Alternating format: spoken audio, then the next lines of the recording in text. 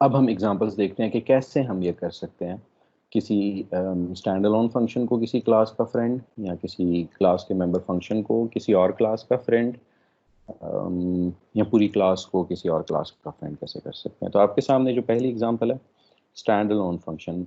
Let's assume कि एक stand alone function है, जिसका नाम स्टैंड अलोन फंक्शन का मतलब ये है कि एक ऐसा फंक्शन जो कि किसी क्लास का पार्ट नहीं है और वो इंडिपेंडेंटली एग्जिस्ट करता है। जैसे आप बाकी फंक्शंस लिखते रहे हैं पहले, जो आपने फंडामेंटल प्रोग्रामिंग फंडामेंटल का जो कोर्स पढ़ा उसमें आप इंडिपेंडेंट फंक्शंस लिखते रहे हैं।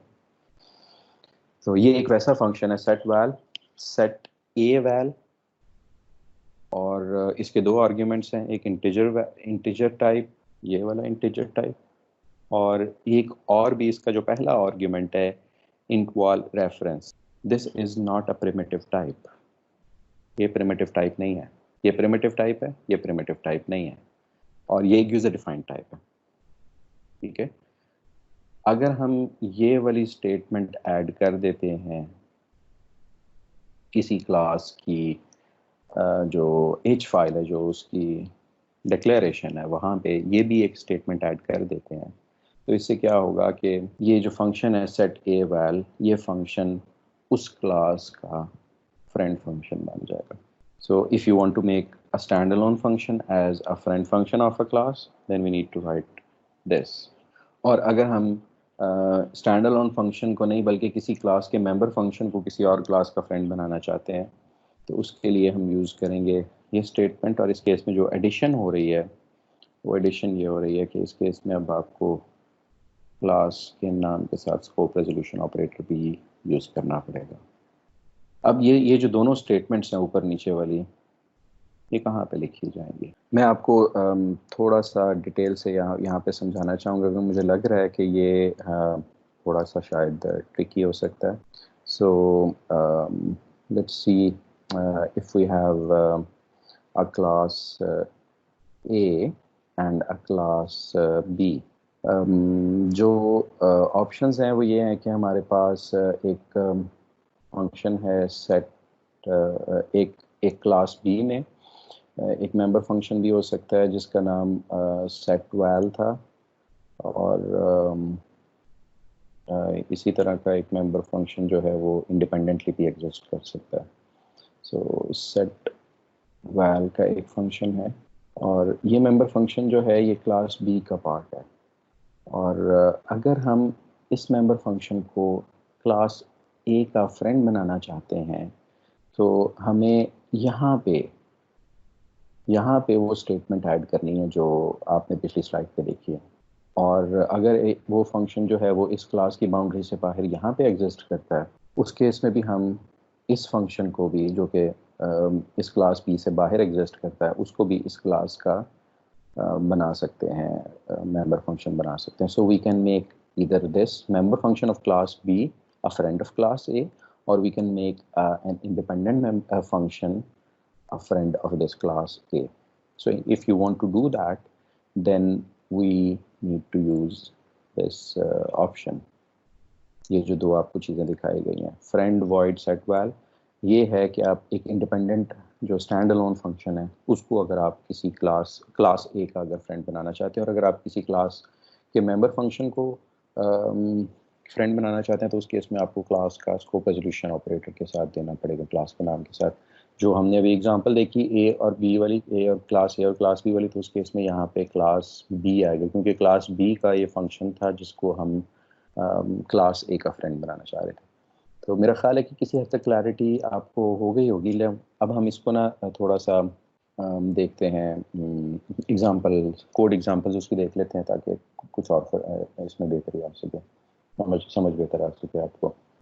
यहाँ पे आपको दो ऑप्शंस बताई गई हैं, स्टैंड अलोन फंक्शन को कैसे फ्रेंड बनाना है, किसी क्लास के मेंबर फंक्शन को कैसे फ्रेंड बनाना है, और जो तीसरा रिलेशनशिप पॉसिबल है वो है कि किसी क्लास को किसी दूसरी क्लास का कैसे फ्रेंड बनाना है।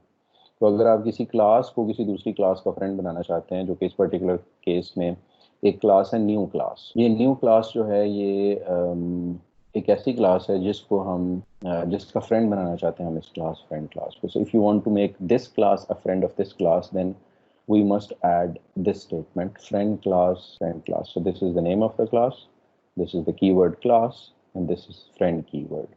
Now this whole class is a friend of this. 3 different तरह की पॉसिबिलिटीज हैं आपके पास. ईदर यू के फर्स्ट ये है कि आप किसी एक पूरी क्लास को किसी दूसरी क्लास का फ्रेंड बना सकते हैं. दूसरी पॉसिबिलिटी ये है कि आप किसी क्लास के एक मेंबर फंक्शन को किसी दूसरी क्लास का फ्रेंड बना सकते हैं.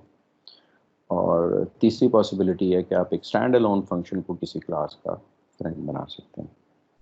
तो ये फ्रेंडशिप की पॉसिबिलिटीज़ हैं और ये आपको 3 डिफरेंट तरीके भी बता दिए गए कि आप ये कैसे कर सकते हैं.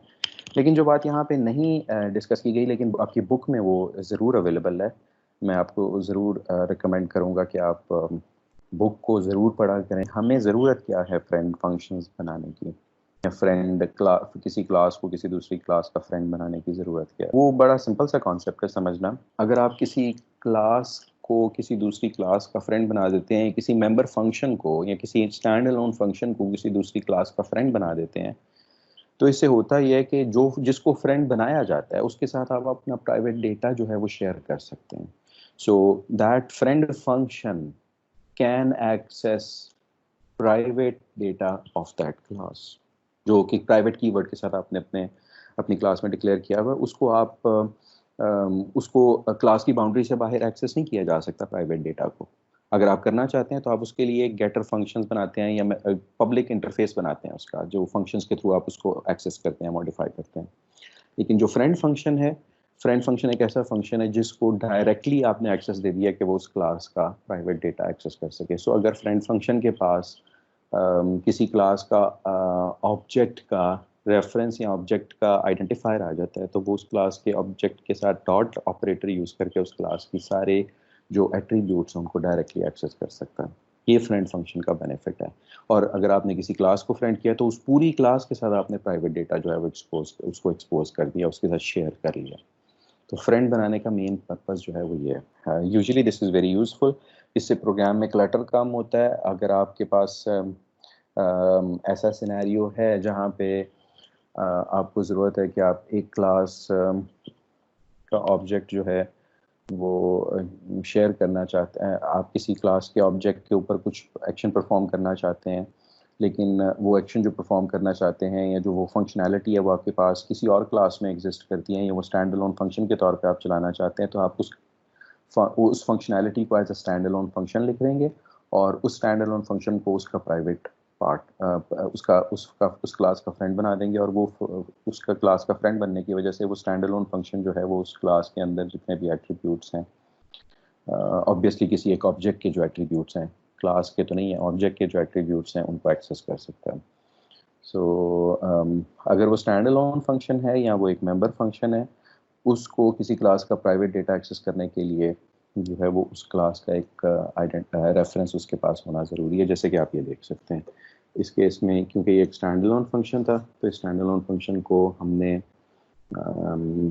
जिस क्लास का फ्रेंड किया है उसका एक ऑब्जेक्ट होगा, तो ये उसके सारे प्राइवेट एट्रीब्यूट्स हैं जो इंस्टेंस वेरिएबल्स हैं उनको एक्सेस कर सकता है.